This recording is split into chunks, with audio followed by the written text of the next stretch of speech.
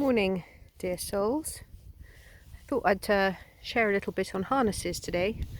So, as you can see, Lanto's harness is a little bit wonky, but the main points I want to show is that when his legs, his front legs move, that the harness does not rub underneath the legs. And this is something that happens with most harnesses. The other thing is that a lot of people buy into those harnesses that are like little mini gilets, and the gilet might serve some dogs, but it's actually incredibly heat inducing, making them feel very hot. I mean, they already have their beautiful furry coat, and I mean, I know some dogs are a lot more naked than others with the very short hairs, but on a dog like Lanto that has incredibly thick fleece, it's just all a bit too much.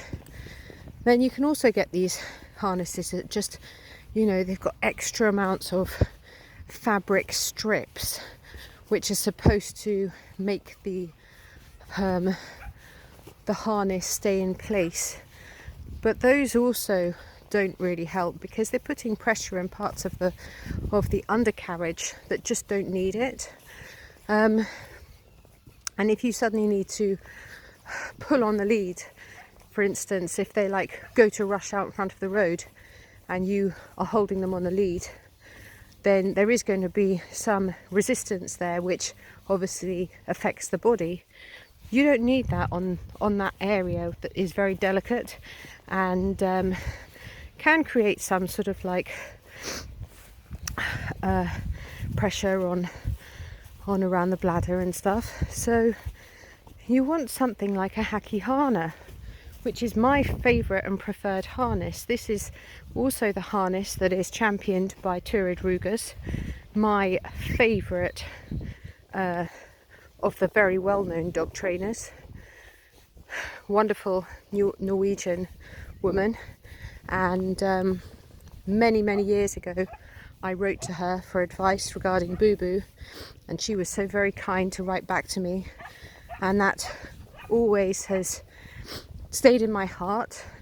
I've written to a lot of wonderful people over the years, and it always surprises me and humbles me how much people are just so beautiful and kind. I've received letters from all sorts of very inspirational people. Generally they always write back. Seriously, every single person that I have written to extend my gratitude and thanks and appreciation for their work and for their sharing of for humanity and for the animals and for the greater good of all, they've all written back. Wonderful, isn't it? So anyway, to get back to the harness, this is a Haquihana harness. It's a hand-me-down. It was BooBoo's, which is why it's not quite fitting Lanto right, because it took a while to sort the straps out, because BooBoo was a much bigger dog. And but it just goes to show that it stands the test in time, because it's quite an old harness now, but it's still really strong. The clips are still intact, the fabric's still good, still really sturdy, still very trustworthy harness.